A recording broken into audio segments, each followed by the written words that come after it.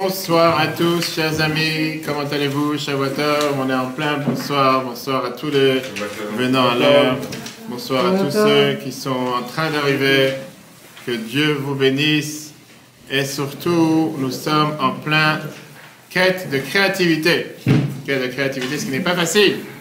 Comment être créatif, c'est énorme, comment être créatif et comment pouvoir réussir dans la vie de tous les jours. Comment combattre l'ennui, comment combattre la routine. Alors tu vas me dire qu'il y a des gens qui sont tout à fait d'accord avec ça. Ça ne les dérange pas qu'il y ait la routine, ça ne les dérange pas qu'il y a, on va dire, l'ennui. Il y a des gens qui aiment s'ennuyer, il y a des gens qui sont payés pour s'ennuyer.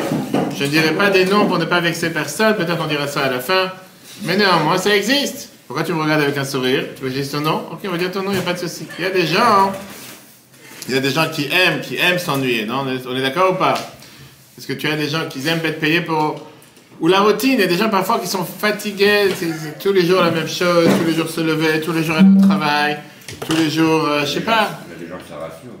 Il y a des gens qui ça rassure que quoi? Qu'est-ce qui les rassure? La routine de faire tout le temps la même chose. De faire tout le temps la même chose. Pourquoi? Parce que comme ça, ils ne changent pas. Pourquoi ils sont tout le temps les mêmes? Là, ils sont en danger. Ça peut être une souffrance. Oui. Ça peut être une souffrance de quoi?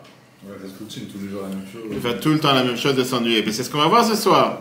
Est-ce que vraiment il y a quelque chose de mal dans la routine? Est-ce qu'il y a quelque chose de mal dans le fait d'être tout le temps la même chose? Ou bien il faut forcément changer? Et après, la question qu'on va voir, c'est une question très très riche. Comment être créatif dans la vie? Comment penser en dehors de la boîte? Comment réussir à faire les choses différentes que d'habitude? Pourquoi toujours couper les tomates et les concombres de la même manière? Ça, c'était pour le traiteur qui est ici présent, le traiteur Jean-Claude.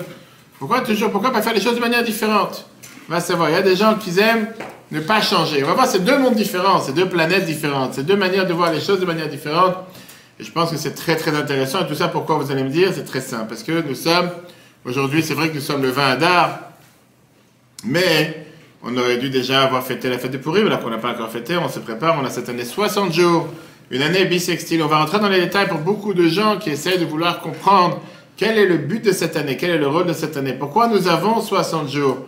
Vous allez voir, c'est très riche, passionnant. Je pense qu'à la fin, on sortira avec beaucoup d'enseignements très riches. Bien sûr, tous les cours, vous pouvez les revoir sur l'application eTorah, eTorah sur Google et Apple, ainsi que sur tous les podcasts, Spotify, Google, Apple, etc. Ça, c'était pour la pub habituelle. Et maintenant, rentrons dans le vif du sujet. Alors, c'est vrai qu'on a la paracha avec elle, on a la paracha Pekudei. Mais comme on a dit, pas forcément qu'on va s'arrêter sur la paracha ce soir. On s'arrête plutôt sur comment avoir cette créativité et comment avoir se battre contre l'ennui. On va commencer par celle qui s'est assise au bout, Elia, pardon. Est-ce que tu te sens ennuyeuse, ennuyante? Tu t'ennuies? Est-ce que tu aimes t'ennuyer? Est-ce que tu ne peux pas supporter t'ennuyer? Est-ce que pour toi c'est une qualité ou c'est un défaut? Tu peux répondre à voix haute ou à voix basse. L'essentiel c'est que tu réponds. Tu n'as pas compris la question? Elle est trop longue. D'accord, merci. Merci, passons au suivant. Est-ce que tu aimes t'ennuyer ou tu n'aimes pas t'ennuyer? Est-ce que pour toi, c'est quelque chose de bien de s'ennuyer ou tu ne veux pas t'ennuyer? Pour toi, tu dis non, il faut absolument que je sois occupé. Tu n'aimes pas t'ennuyer. Merci. Toi, je ne te demande pas parce que je sais que tu t'ennuies tout le temps, mais bon, d'accord, très bien. Moi, je m'ennuie pas. Si on peut dire, une des choses pour briser les barrières, en général, ça se fait seulement avec un travail acharné. Un travail dur. En règle générale, tu as peut-être parfois des grands événements qui se passent après un long moment que tu as pu passer pour t'ennuyer, ce qui t'amène à nulle part, mais tu ne vas jamais aboutir à quoi que ce soit en t'ennuyant. À rien faire, tu aboutis à rien. Tu aboutis à t'ennuyer encore plus. Seulement avec un autre jour de travail, persévérance, que je disais d'ailleurs dans le discours du mariage justement, persévérance et travail acharné avec une structure en fer. Une organisation de guerre et surtout d'être dans le marché, descendre dans les détails, peuvent faire en sorte que tu arrives à avoir une énorme créativité. Par ça que tu agis, et grâce au travail, tu commences à réfléchir, mais quelqu'un qui s'ennuie à rien faire, pas forcément il va arriver à faire quoi que ce soit. Maintenant, on ne parle pas seulement matériellement, bien sûr, on parle aussi spirituellement. Parce que tu as le fameux fabricant, le fameux producteur qui s'appelait Thomas Edison, a dit la phrase suivante. Le génisme, c'est 1%, et 1% de ce qui peut ce qu'il peut nous donner comme instruction ou ce qu'il peut nous donner comme idée est 99% d'investissement. On ne parle pas forcément d'investissement financier, on parle d'investissement de la personne, s'investir dans ce que tu fais. Qui veut dire, en règle générale, n'importe quel scientifique ou n'importe quel chanteur, compositeur, pardon, qui va peut-être te dévoiler la chanson du siècle ou la chanson de l'année ou la nouvelle idée scientifique ou le nouveau vaccin à porteur, comme on appelle ça, ARN messager, etc., qui est décédé il y a quelques jours, ça vient après des heures et des heures d'entraînement et ça vient avec une assiduité en fer, ça vient avec une énorme connaissance et parfois, la majorité du temps, d'énormes épreuves. D'énormes épreuves qui ont fait que tu t'es tombé, tu as réussi. Et pareil pour le couple. On va voir tout de suite exactement la même chose. C'est pas tout le monde qui peut dire le coup de foudre. J'ai rencontré la personne, j'étais à Marbella à la plage, j'étais à l'endroit, j'ai rencontré la personne, je me suis marié, ça fait 50 ans que je suis avec lui. Ça, c'est dans les romans. Dans la vie réelle, pas forcément c'est ce qui se passe. Le grand rabbin Sachs, qui est décédé il y a quelques années, l'ancien grand rabbin d'Angleterre, avait raconté comme quoi le fameux compositeur Beethoven, que certains ont certainement connu, disait qu'il avait un agenda journalier. Il avait son emploi du temps journalier était presque le plus fou sur Terre. Il se levait avec le lever du jour, il comptait 60 grains de café qu'il mélangeait dans un verre pour pouvoir boire son café. Après, il écrivait de la musique jusqu'à 2 heures d'après-midi. Après, il se promenait quelques heures. Le soir, il n'allait pas dormir plus tard que 10 heures, comme tous ceux qui sont ici. Et il a même plusieurs grands exemples de plus grands philosophes, peintres, écrivains, que le message que tu regardes de tous ces gens est le même point commun. La créativité vient par un emploi du temps journalier qui est très, très assidu, très, je veux dire, acharné sur le travail. Et au final, grâce à ça, la conclusion est très simple. Le fait de pouvoir avoir une créativité sans faille, c'est grâce à ça que tu as une assiduité et surtout, je ne vais pas dire une soumission, mais surtout se tenir au calendrier, se tenir à ton emploi du temps jusqu'à ne jamais s'ennuyer, pardon, d'accord? La halakha, elle vient te dire quelque chose de plus important. La halakha, elle vient te dire, sache une chose. Elle te dit, le fait de s'habituer à faire quelque chose crée une nouvelle personne. Hergel naase teva sheni. Tanya Morazakan écrit que le fait que tu t'habitues, tu crées une deuxième personne. Un juif, par définition, c'est celui qui est le créateur le plus grand de l'histoire. Et tout comment on arrive à créer, par ça que chaque jour, on fait des petites actions, des petits actes qui changent toute manière de penser, qui te donnent la manière de réaliser, de réfléchir, qui te donnent des idées pour un long chemin dans la vie. Mais ça commence par des actes quotidiens. Par exemple, faire du vélo tous les jours pendant 1 heure, n'est-ce pas, même quand il y a du vent. Pour comprendre ça, on va voir 2 questions qui sont en rapport dans la paracha de cette semaine. Justement, la paracha de cette semaine qui est à la base de ce qui se passe dans le changement de cette année. Comme on l'a dit, ça fait maintenant plusieurs semaines qu'on parle de la même chose. On parle toujours de la construction du temple, le tabernacle. Et la question, elle est, on a vu ça dans les cours précédents qu'on peut revoir sur l'application et Torah. Comment se fait-il que dans le temple, le sacrifice le plus important, c'était le tamid. Le tamid qui était le sacrifice quotidien qu'on faisait tous les matins et tous les soirs. Comment il est devenu le sacrifice le plus important? Pourquoi la Mishnah te dit, et la Gemara te raconte qu'à chaque fois qu'on avait la possibilité d'amener ce sacrifice, le temple était présent, et le jour qu'on n'a pas pu amener le sacrifice du tamid, Dieu a dit, il n'y a plus de raison de garder le temple, il n'y a plus de raison de garder Jérusalem, on peut le détruire. C'est ce qui s'est passé. Une des choses qui s'est passée le 17 Tammuz, avant le 9 Av, c'est le fait que le temple, on n'a pas pu amener le sacrifice du tamid quotidien, et c'est pour ça que le temple a été détruit. Regardez Yerushalmi, la Gemara Yerushalmi Ta'anit, page 4, le chapitre 4, Mishnah 5. Chamishat Varim, 5 choses sont passées à nos parents, nos ancêtres, le 17 Tammuz. L'Ishtabro al-Luchot, la table de la loi a été brisée, et surtout, Bouta la Tamid, le temple, vous avez des stylos, il y a des stylos sur le table. Là, le Bouta la Tamid, c'est quelqu'un qui a besoin, il y a, et le sacrifice quotidien, il a été annulé. Voufkaïr, c'est la raison pour laquelle il y a eu la fissure dans la muraille. Pourquoi? Parce qu'au temps du royaume, de ce royaume romain, il avait l'habitude de leur faire descendre 2 boîtes d'or à travers la muraille. Et à la place, il leur donnait 2 brebis pour pouvoir amener les sacrifices dans les temples tous les jours. À la fin, ils ont fait descendre ces 2 bois d'or, et en contrepartie, ils ont fait rentrer 2 porcs. Pour se moquer du peuple juif. À ce moment-là, les murailles ont tremblé, c'est comme ça que la muraille a commencé à tomber, et au final, on n'a pas pu amener le sacrifice ce jour-là, et la suite, le temple a été détruit. Quelle est l'histoire? L'histoire est très simple. C'est très bien que pendant 3 ans, les Romains, ils ont encerclé Jérusalem et n'ont pas réussi à casser la muraille. Jusqu'à ce qu'un de ses commandants a raconté au chef de l'armée Rome, en lui disant que les Kohanim, les prêtres, avaient l'habitude, chaque jour, de faire descendre 2 bois d'or, et que eux, les Romains, avaient l'habitude de faire monter à la place 2 moutons pour amener le sacrifice quotidien. Le Romain, il a décidé, il y en a marre, c'était le matin du 17 Tammuz.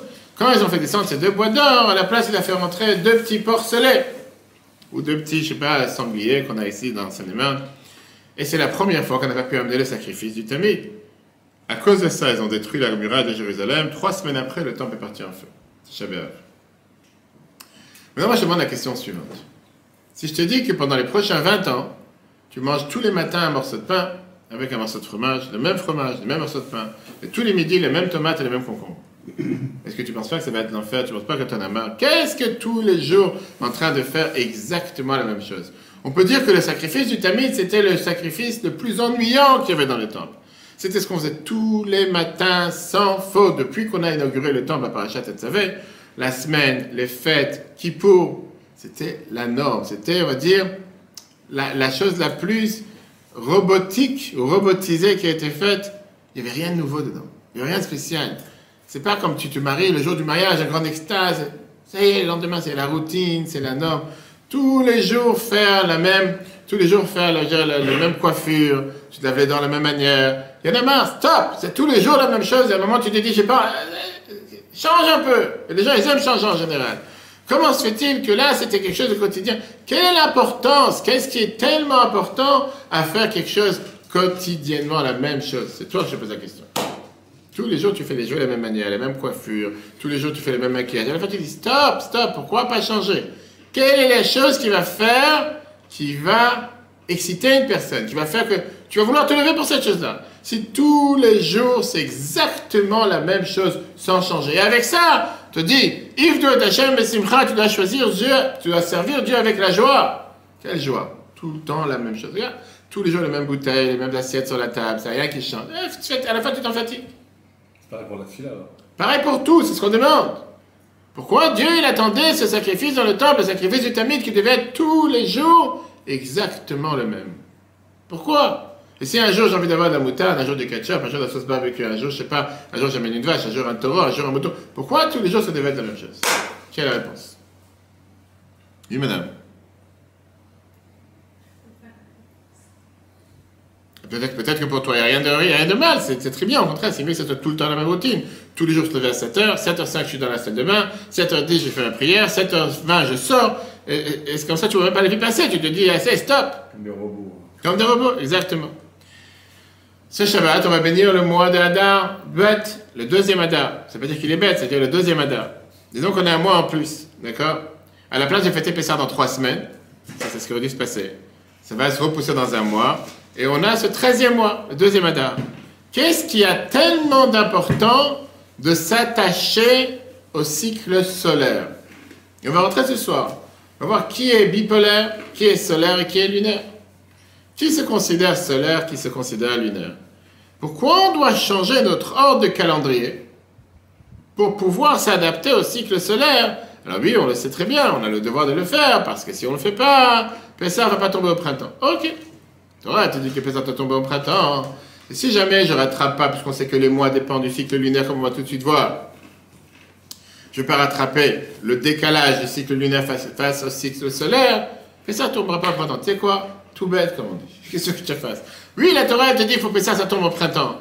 Et qu'est-ce que tu veux que je te fasse? Le calendrier n'est pas fait pour. D'accord? L'année hébraïque, c'est une année qui tourne autour du cycle solaire. Pardon, lunaire. Musulmane, le calendrier musulman tourne autour au cycle lunaire seulement. Le calendrier grégorien tourne seulement autour du cycle solaire. Le calendrier hébraïque, c'est comme toujours, on doit avoir un composant des deux à la fois. Maintenant, la Lune tourne autour de la Terre tous les 29 jours et demi. Donc, c'est presque 30 jours. Et c'est pour ça qu'on fait Rosh Chodesh. Rosh Chodesh, c'est la nouvelle lune. Quand se passe 12 mois lunaires, on a une année. Tu comprends? T'es là? Si c'est pas clair, tu peux le dire, il n'y a pas de souci, tu poses des questions. Oui? J'ai pas envie que tu t'ennuies, à la fin tu sors du cours, tu te dis, qu'est-ce que je vais s'ennuyer ce soir, j'ai rien compris. C'est pour toi que je donne le cours, parce que tout le monde dort. Au moins toi tu écoutes. Maintenant, le problème qu'on a avec 12 mois lunaires, si on fait les calculs, ça fait 354 jours. Alors que le cycle solaire autour de la Terre, c'est 11 jours de plus, c'est 365 jours. Ce qui veut dire que chaque année, on est en décalage de 11 jours entre l'année solaire et l'année lunaire. Le problème, il est que le cycle solaire, c'est lui qui fixe les différentes périodes de l'année. On a l'été, l'hiver, l'automne, le printemps. Le mois de Nissan, en hébreu, il est en décalage de 10 jours par rapport au printemps. Donc si, par exemple, quand on a eu la sortie d'Égypte, c'était le 15 Nissan et c'était le 15 avril, l'année prochaine, ça sera le 5 avril. On a perdu 10 jours, d'accord? L'année d'après, ça sera le 25 mars, d'accord? Et donc, jusqu'à ce qu'après, ça va se passer en plein milieu de l'hiver. Et donc, on est sorti d'Égypte en plein printemps, mais il n'y a pas le printemps en janvier ni en août. C'est pas le printemps. Contrairement au calendrier musulman, pour les musulmans de parmi nous, c'est un calendrier qui est seulement lunaire. Il n'y a aucun nouveau mois, il n'y a pas de 13e mois. C'est pour ça que le ramadan se promène à travers l'année. C'est pour ça que tu as des années où le ramadan il est en été, parfois il est en hiver, parfois il est en recul ou il avance comme tu as envie. Peu importe, en tout cas il est tout le temps décalé. Chaque année il va tomber 10 jours avant l'année laïque, l'année tout court. D'accord?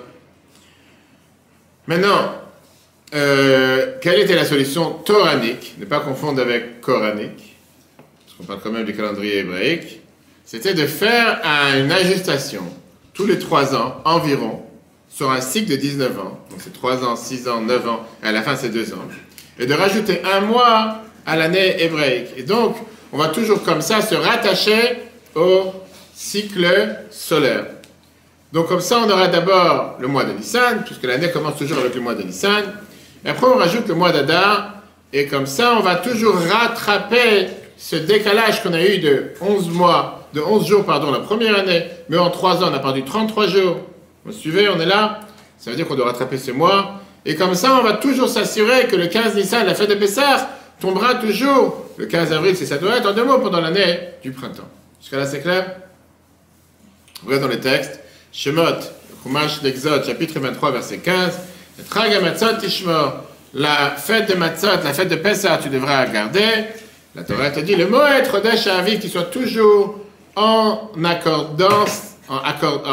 concordance avec le mois du printemps, qui boit à Mitzrayim, dans lequel tu es sorti d'Égypte. Viens Rambam, Maïmonide, les lois de Kiddush HaChodesh, comment on doit fixer les calculs de l'année, du mois. Chodesh Hashanah, Chodesh Alvana, te dit que les mois de l'année, ce sont des mois lunaires. On est d'accord, un mois c'est solaire ou lunaire? Pourquoi tu répètes ce qu'elle a dit? Si elle dit une bêtise, tu répètes la même bêtise. Lunaire, par définition, un mois c'est lunaire. Hachanim, les années qu'on compte, c'est des années solaires. Combien de plus de jours tu as du soleil sur la lune? Environ 11 jours. Le Firat, c'est pour ça, quand tu as ces 11 jours x 3, ça fait environ 30 jours plus ou moins. On rajoute un mois et ça devient le 13e mois. Et ça s'appelle Mishana Meuberet, qui voudrait parfois traduire une année enceinte, parce que Meuberet c'est aussi enceinte, c'est-à-dire une année bissextile, une année qui a 13 mois. Là, comme j'ai dit tout à l'heure, réfléchissons un moment, parce qu'on n'est pas bête, on doit utiliser notre tête. Qu'est-ce que j'ai besoin que Pessah soit au printemps? C'est vraiment important. Et si Rosh Hashanah tombe en hiver? Et si Rosh Hashanah tombe en été? Pourquoi Pessah doit être en printemps? L'essentiel de Pessah, c'est quoi? De célébrer le fait qu'on est sorti d'Égypte. Ça, c'est l'essentiel. La Haggadah, les mitzvahs du Pessah. La couleur du ciel, s'il y a de la neige qui tombe pendant le Seder, ou s'il fait 50 degrés dehors, qu'est-ce que ça change? C'est quelque chose qui est totalement hors sujet par rapport au Seder. Il y en a qui sont contents comme ça, il y en a qui ne sont pas contents comme ça. Mais c'est pas parce que tu vas neiger pendant le Seder que c'est la fin du monde. D'ailleurs, il y a des années où il neige. Alors ici, il y a des shluchim qui neigent après ça. Ça arrive aussi. C'est pas la fin du monde. Numéro 1. Numéro 2, si c'est le calendrier solaire qui a raison, pourquoi je dois m'inquiéter de ce décalage qui est entre le lunaire et le solaire? T'as qu'à avoir un calendrier totalement solaire. Et d'ailleurs, c'est comme ça qu'est fixé le calendrier grégorien. Il n'y a pas de calendrier lunaire à l'intérieur. Puisque le soleil tourne autour de la Terre. Et on ne va pas rentrer maintenant dans le détail, le fameux débat, est-ce que c'est le soleil qui tourne autour de la Terre ou la Terre autour du soleil, c'est pas le sujet. Surtout que Einstein, notre cher ami, qui était juif, a fixé qu'on ne peut pas vraiment décrire qui tourne autour de qui, parce que tout ça c'est relatif. On ne va pas rentrer dans les détails, c'est pas le sujet, mais en tout cas, le soleil tourne autour de la Terre 365 jours. Et c'est pour ça, Julius, l'empereur de Rome, 45 ans avant l'ère commune, a décidé d'avoir un calendrier solaire qui se tourne 365 jours comme le tour du soleil. Maintenant, ça c'est la base du calendrier grégorien que nous avons aujourd'hui, et qui fixe que le printemps c'est de avril à juin, l'été c'est de juillet à septembre, l'automne d'octobre à décembre, et l'hiver de janvier à mars. Jusqu'à là tu me suis? D'accord. Pourquoi la Torah n'a pas choisi ce même calendrier? Si c'est tellement important pour toi que les fêtes tombent au printemps, fixe ce calendrier, laisse-moi tranquille. La Torah elle a existé bien avant l'empereur Julius. Et automatiquement, elle aurait pu fixer ce calendrier depuis le départ. Qu'est-ce que j'ai besoin d'avoir un calendrier qui doit avoir un mélange de solaire et lunaire à la fois? On va comprendre d'abord aujourd'hui comment fonctionne le calendrier hébreu, et surtout la mitzvah d'avoir une année avec un 13e mois. Et après, on verra une magnifique lettre que la Bible a écrite à 38 ans, au mois de Nissan, en 1984, dans laquelle il a expliqué quelle est la leçon derrière. Parce que ce n'est pas juste un calcul. On n'est pas ici des scientifiques en train de calculer si c'est lunaire, solaire. Il faut mieux avoir les deux à la fois mélangés. Il y a une leçon derrière pour éviter de s'ennuyer, pour chercher cette créativité qu'on cherche tous.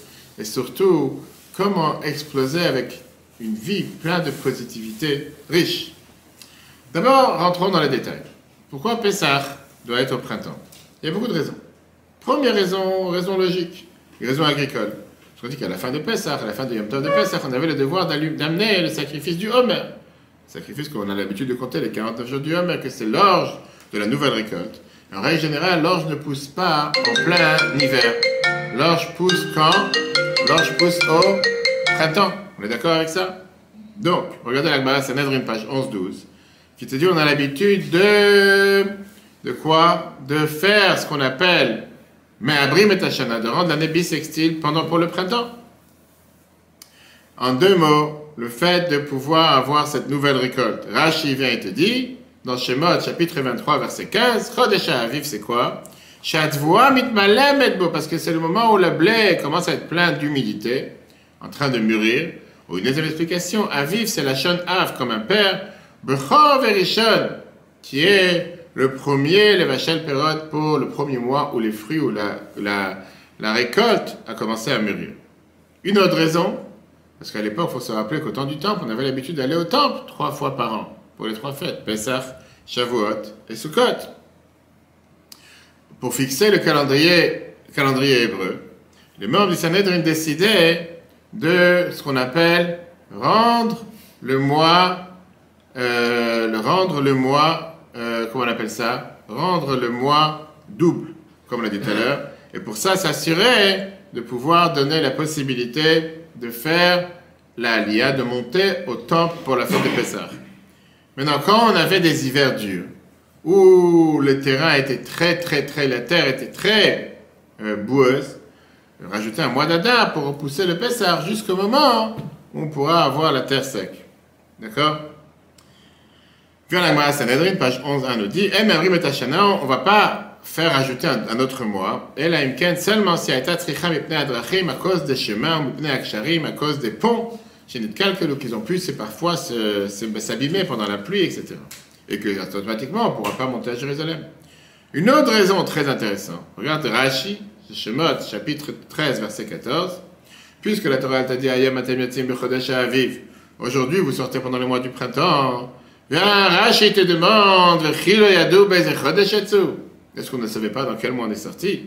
Comme ça, Dieu leur a dit, regardez la bonté que je vous ai faite. Dieu nous a fait sortir d'Égypte dans un mois qui est apte à sortir. Lo chama, ni trop chaud, lo tzina, ni trop froid, velo kshamim, ni pluvieux. Dieu a choisi le meilleur moment dans lequel on peut sortir d'Égypte. Ce qui veut dire, Dieu a voulu montrer le lien que nous avons ensemble avec lui. Dieu se soucie pour chaque juif. Il valorise et il aime chacun. Dieu, il n'est pas là juste pour te sauver de la mort à la vie, mais il te donne une qualité de vie particulière. Le fait même de nous avoir fait sortir d'Égypte. Dieu se soucie pour chacun d'entre nous. Mais ce n'est pas suffisant. Ce n'est pas seulement ça, cette marque d'amour. Parce que tu as même un patron qui va sortir son esclave de la mort, il ne va pas le laisser mourir parce qu'il a besoin de son esclave. Le fait que Dieu nous a fait sortir au printemps vient témoigner sur la relation qu'il va avoir avec nous, qui est, nous sommes ses enfants et pas des esclaves. Dieu il veut notre bien et il veut notre bonheur. Et la preuve est qu'il a fait un effort de nous sortir particulièrement dans un mois du printemps pour que ce soit agréable. C'est vrai que c'est beaucoup plus agréable à sortir au printemps qu'à sortir dans un moment où il fait chaud, il fait froid, etc. Si nous aurait fait sortir en Égypte, en hiver, pardon, on aurait dû s'enfuir.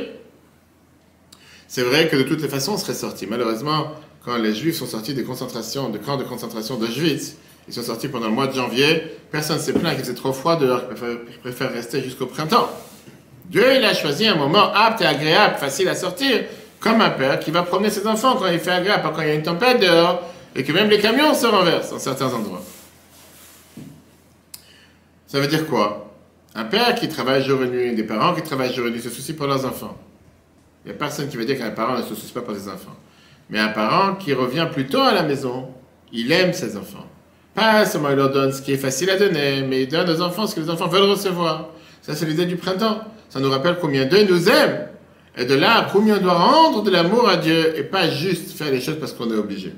Alors, comme on l'a dit tout à l'heure, la question qui nous reste à comprendre, pourquoi Dieu n'a pas basé tout le calendrier de l'année sur le cycle solaire comme le calendrier grégorien, et ça devait être basé sur un mix des deux, solaire et lunaire.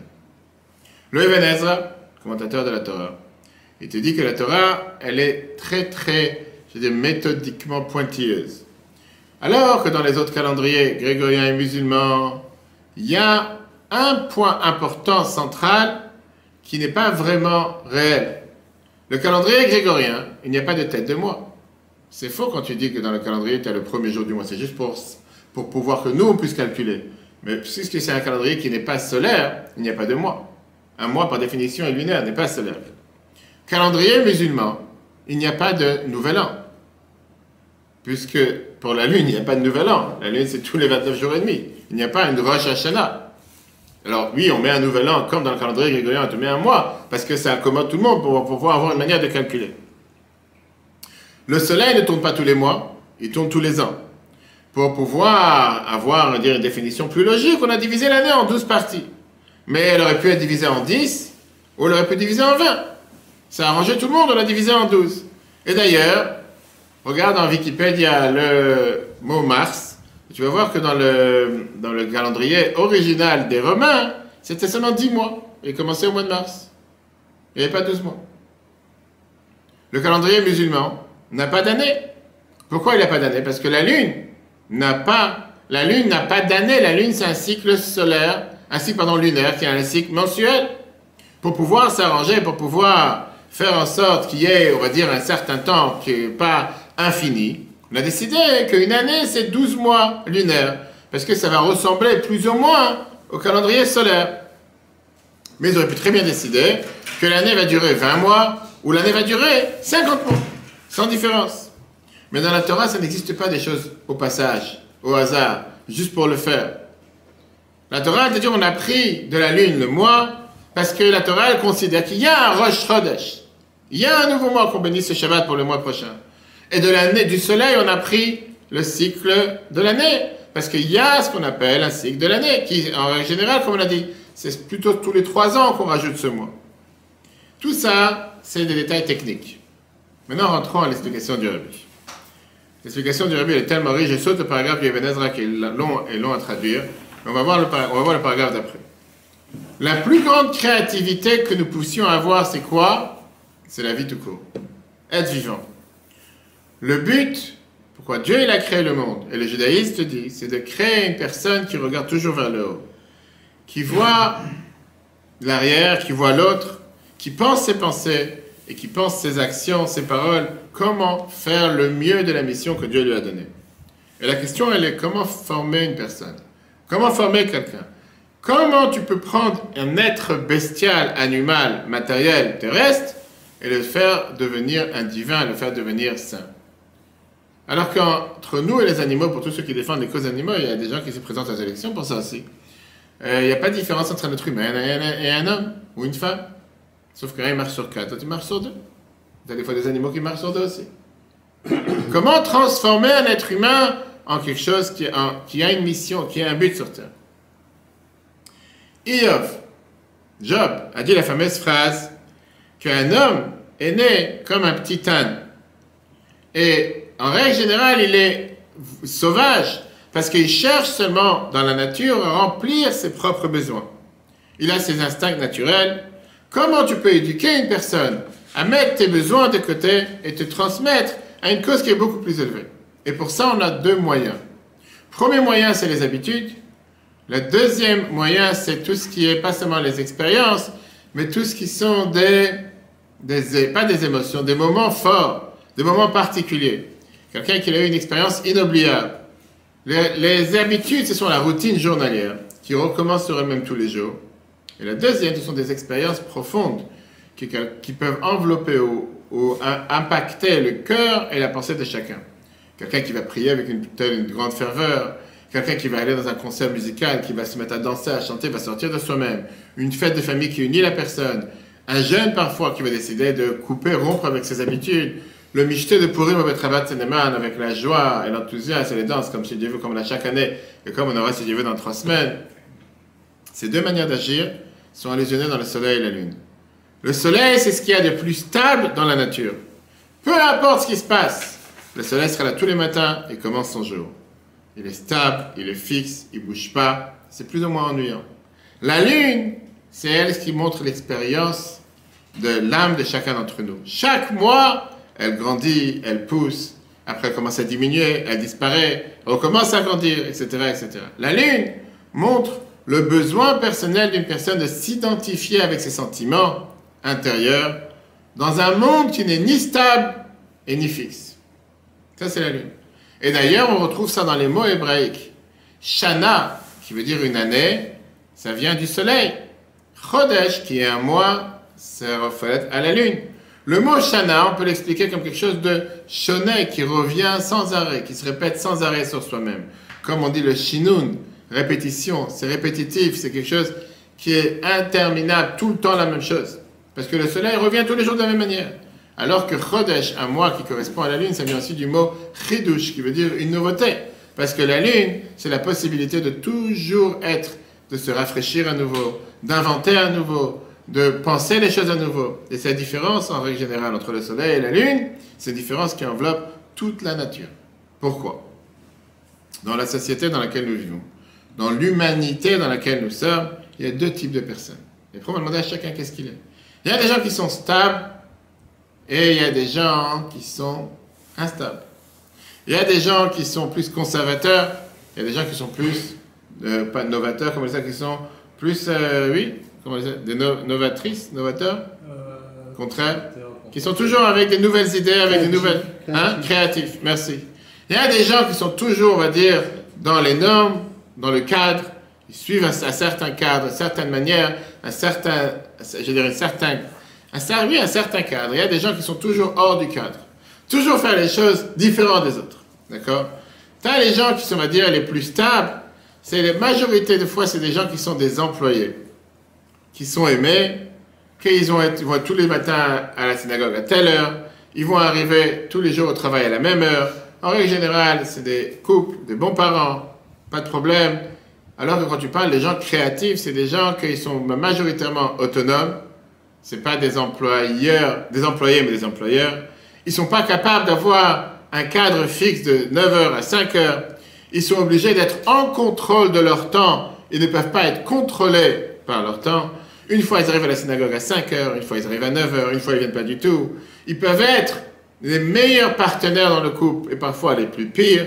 Un jour, ils vont exploser à la maison avec un sac de cadeaux pour toute la famille. Et un jour, ils vont être une demi-année en dépression. Ils vont pas sortir de la couverture. Bref. Il n'y a rien de fixe. C'est quoi le message d'une année bissextile?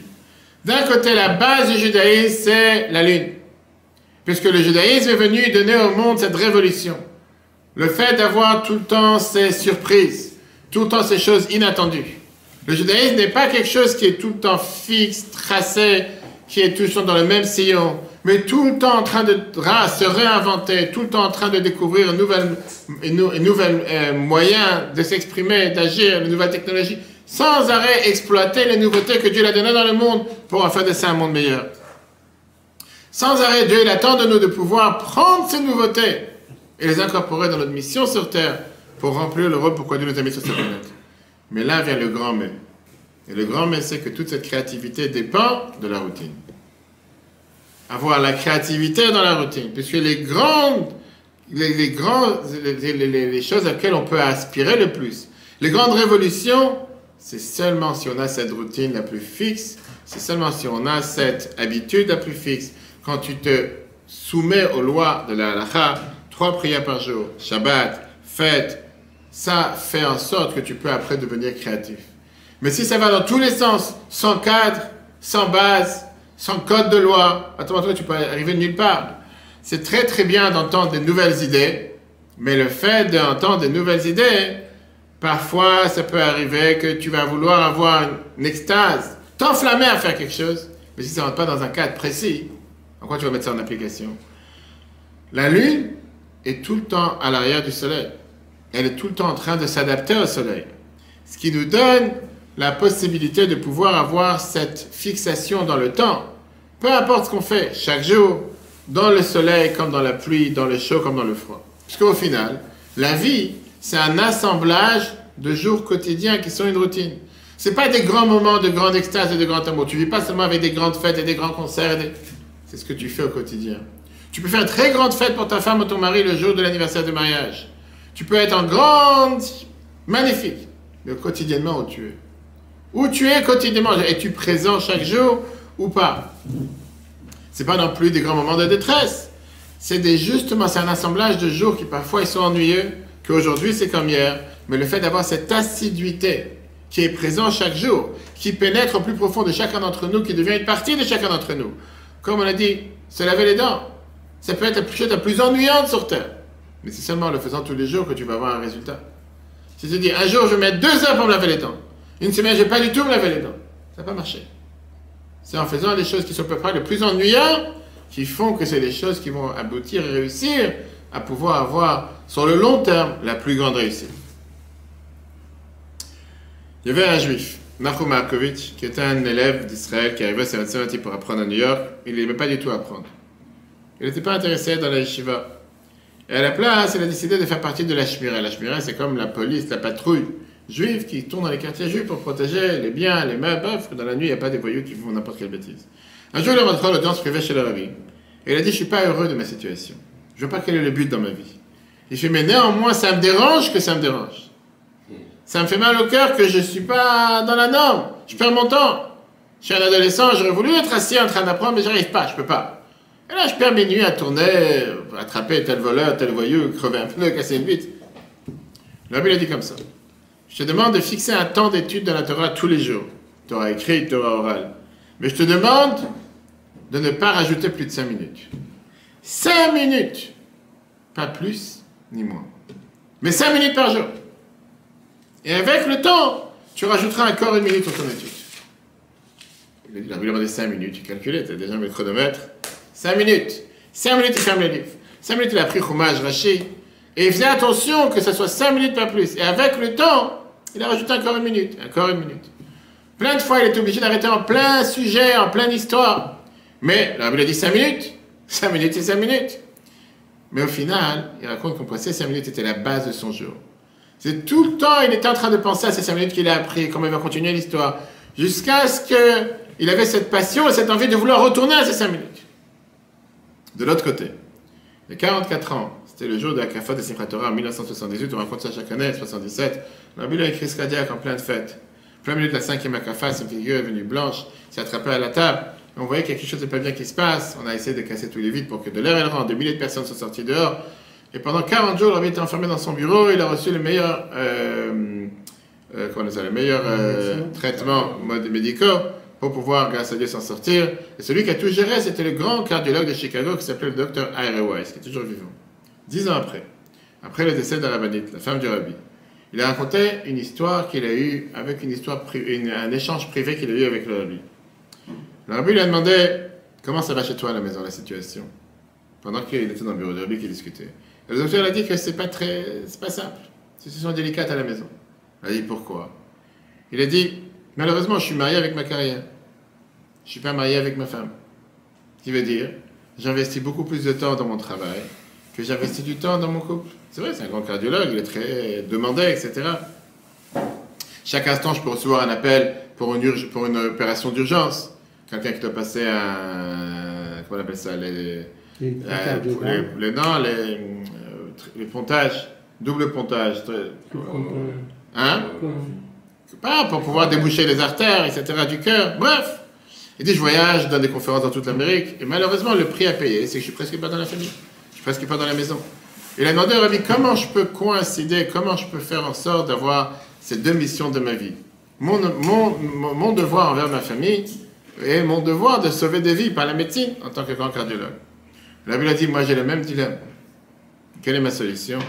Je rentre à la maison tous les soirs et je suis assis avec la rabbinite pour 20 minutes pour boire un verre de thé ensemble. Ces 20 minutes sont chères à mes yeux comme mettre de féline tous les matins. Avec toutes les occupations que Rabbi avait, que tous les soirs, 3 fois par semaine, il recevait les gens de 9h du soir à 7h du matin. En audience privée, les gens recevaient un rendez-vous pour 5h du matin ou 4h30. 20 minutes, je suis assis avec ma femme, quoi qu'il arrive. Rabbi disait que de la même manière que je ne vais pas rater un jour de mettre de féline, même le jour le plus important de l'année, pareil, c'est 20 minutes. Ça, c'est ce que Rabbi écrit, regardez dans le chiffre 3, dans une magnifique lettre qu'il a écrite en mois de Nissan 1984. Il y a des différentes manières, une différence entre la manière Shebahem Meirim Hashemesh, comment éclaire le soleil, Va'alevana et Haaretz, et la lune, la terre. Hashemesh Zorachat Yom Yom Bato Ofan. Le soleil brille tous les matins de la même manière.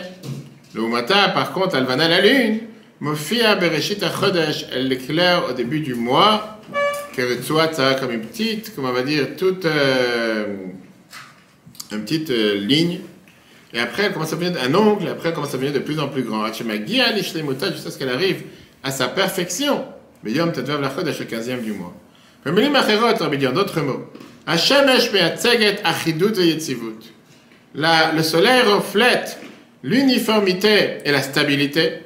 Par contre, la lune, tout ce qui change et tout ce qui se renouvelle. Tu as ces deux choses dans le service de Dieu. Malgré que ce sont deux choses qui sont totalement opposées et différentes,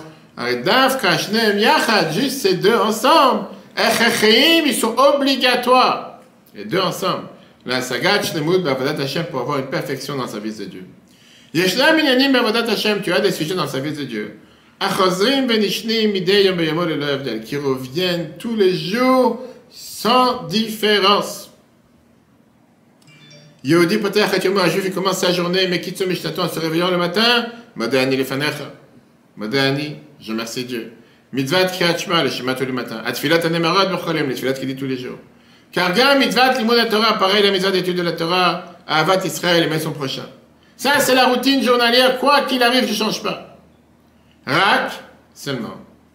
Chez Achiachat Imzeme, avec sa Chayevet, le Itfasef Mideyom, il doit se rajouter chaque jour. C'est une inflammation nouvelle dans tous les sujets du judaïsme. Chaque jour, tu ne peux pas faire les choses comme la routine parce que tu as l'habitude de les faire. Chaque matin, tu dois te dire, Dieu m'a rendu ma vie aujourd'hui. Dieu m'a réveillé ce matin. Tu dois faire le modèle Annie comme si c'est la première fois que tu le fais. Mettre tes filets comme si c'est la première fois. Une femme qui allume les bougies comme si c'est la première fois. Une femme qui va au mikvé comme si c'est la première fois. Et d'ailleurs, c'est ce qu'on dit dans les schémas tous les jours.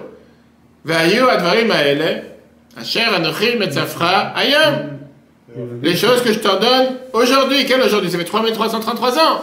Non, ça doit être considéré comme Rashi te dit. Chadashim mamash, quelque chose de nouveau, comme si c'est aujourd'hui. Quelque chose de nouveau.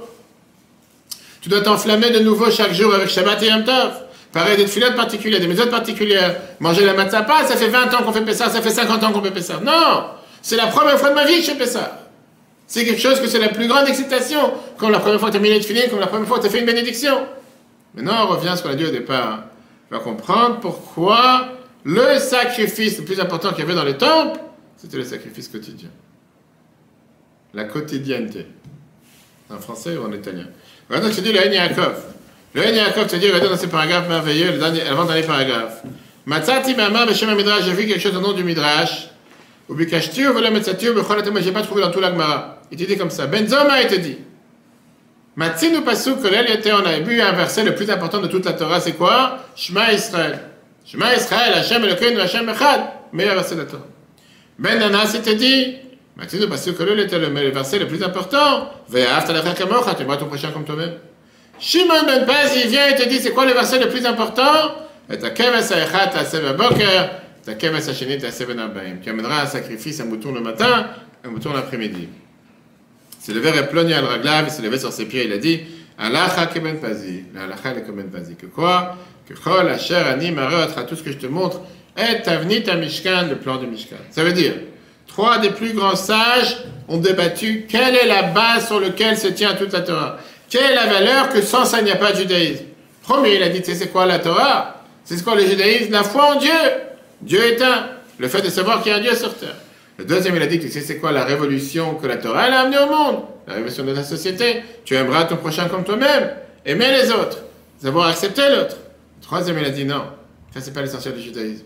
L'essentiel du judaïsme, c'est d'avoir cette routine quotidienne.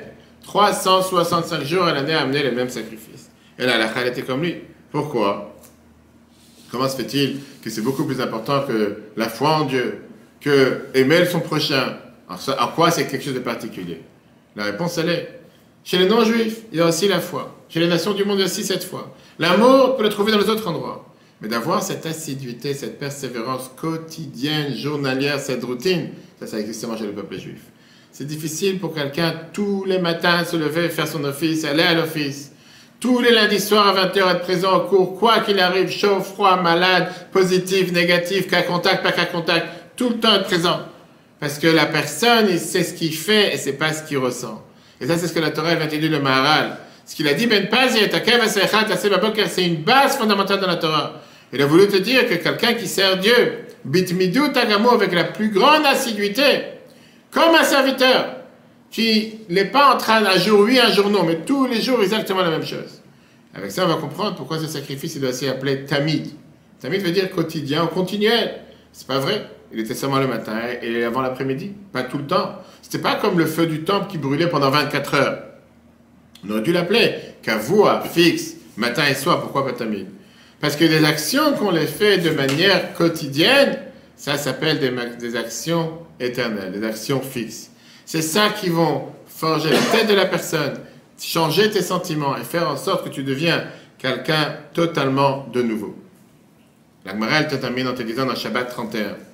Quand quelqu'un il arrive au monde futur après 120 ans ou 180 ans, on lui demande la question Kavata itim la Torah. Est-ce que tu as fixé des moments pour apprendre la Torah? On ne lui dit pas combien de temps tu as appris. On ne lui demande pas est-ce que tu as compris le cours. Est-ce que tu as dormi pendant le cours. Mais est-ce que c'était quelque chose de fixe? Est-ce que tu avais un temps fixe où tu savais que ce temps appartient à Dieu? Parce que quand tu fixes quelque chose dans le temps, tu fixes quelque chose dans ta personne et ça te transforme en être quelqu'un de nouveau. Je vais raconter une merveilleuse histoire. Le professeur Yirmiyahu Branover, je crois qu'il est toujours vivant, c'est un des plus grands scientifiques russes. Et il était dans l'hydrodynamique. Et il est parti, il a fait allier en Israël. Branover, il est né à Riga. Malheureusement, il a subi beaucoup d'antisémitisme. Mais ça lui a poussé à s'inquiéter beaucoup plus et se renseigner sur son judaïsme. Il a créé un lien avec, à l'époque, les écoles Chabad souterraines qui existaient en Russie. Et il a avancé dans la Torah et les Mitzvot. Il était invité à plusieurs grandes conférences. Une fois, il est parti dans une conférence où il devait donner parler devant des centaines d'académiciens. Académiciens, oui. Et il devait parler la fin d'après-midi. Il a commencé à parler, tout d'un coup, il voit que le soleil commence à se coucher. Et là, il se rappelle qu'il a oublié de mettre la tefilin aujourd'hui. Il a commencé, il y a quelques temps, à commencer à faire cette mitzvah. Il cachait cette tefilin dans une petite boîte, dans un petit sachet dans sa valise, et il trouvait un moment de pouvoir les mettre rapidement. Mais là, il voit que le soleil commence à se coucher. Il est en train de parler devant des centaines d'académiciens, il a été invité pour cette conférence, et il s'est dit, là, tu es en train d'être un juif fier, en train de parler devant tellement de personnes, tu es en train de glorifier le nom de Dieu. Tu vas perdre ce moment de gloire et d'honneur pour quelques lanières noires et 2 boîtes noires qui sont dans un sac dans ta valise. Laisse-moi tranquille, c'est pas grave, une journée tu vas pas les mettre. De l'autre côté de son cœur, il disait, tu sais quoi, les tefilines, c'est les tefilines, monsieur. Ça n'existe pas de les mettre demain pour aujourd'hui. C'est aujourd'hui pour aujourd'hui. Demain, c'est pour demain, c'est pas pour aujourd'hui. Ça le dérange. Il a commencé à tousser. Il a commencé à, comme c'était un grand clown, il a commencé à faire croire qu'il a le corona. À savoir, c'était à l'époque en Russie, il s'est dit certainement il ne peut plus respirer, il va savoir ce qui lui arrive. Il a dit, je suis désolé, je dois descendre, je prends une pause de 2-3 minutes. Et pas, on lui a amené un thé ou un café. Il a couru en bas de la salle, il a arrêté un taxi. Il a dit de foncer à mon hôtel. Il est presque défoncé la porte de la chambre, alors que le soleil était encore en train avant de se coucher. Il a mis cette filine. Après, une fois qu'il a enlevé cette filine, il s'est allongé sur son lit, il était vraiment dépité, comme on dit, il était totalement perdu. Il a été en train de réfléchir en se disant, pourquoi les tefilines était plus important que cette opportunité énorme que je viens de recevoir dans ma vie? Quel rapport entre cette technique avec cette popularité que j'aurais pu avoir en termes de cette conférence? Et là, il a compris, il a dit, comme ça, il a raconté que le judaïsme, c'est la chose qui a survécu la plus de toutes les autres religions. Parce que la force du judaïsme, c'est l'assiduité. Le fait d'avoir des moments fixes. Et c'est les petites actions qui sont en réalité les plus grandes choses que Dieu nous a données comme cadeau. Et donc, quelqu'un qui est un bon père, une bonne mère, un bon étudiant, un bon élève, un bon ami, c'est pas quelqu'un qui est dans les grandes choses qui se passent une fois par an, une fois par mois. Les choses, c'est dans la continuité, dans la créativité qui se passe à travers cette assiduité. Être présent tous les jours. Montrer que tu t'inquiètes pour l'autre tous les jours. Montrer que tu es présent tous les jours. Montrer que tu fais ta prière tous les jours. Montrer que tu fais ta mitzvah tous les jours. Montrer que chaque jour, quoi qu'il arrive, malade, pas malade, fatigué, pas fatigué, je fais ce que je dois faire. Ça, c'est la plus grande révolution que la Torah a donnée à chacun d'entre nous. Ça, c'est la leçon, chers amis, que nous apprenons de cette année bissextile, l'année Mouberet. Et ça, c'est l'enseignement qu'on amène dans la vie de chacun d'entre nous. Comme tous ceux qui sont ici présents tous les lundis soirs à 20h. Pas un jour oui, un jour non, une fois je suis fatigué, une fois je suis pas fatigué, une fois j'ai quelque chose à faire. Non! En ayant cette persévérance et cette assiduité, on est garanti de réussir. D'accord ou pas d'accord? Tu parles plus? Après certaines notes, tu as plus le droit de parler? Oui ou non? Si tu fais tes cheveux une fois par semaine, une fois par mois, je pense pas qu'ils auront la même tête que si tu les fais tous les jours. Oui ou non? Le cours sera replay sur l'application eTorah, ETRH, ainsi que sur tous les podcasts Google et Apple. Très bonne journée à tous et Chodesh, à la semaine prochaine, c'est Chodesh. Que Dieu vous bénisse.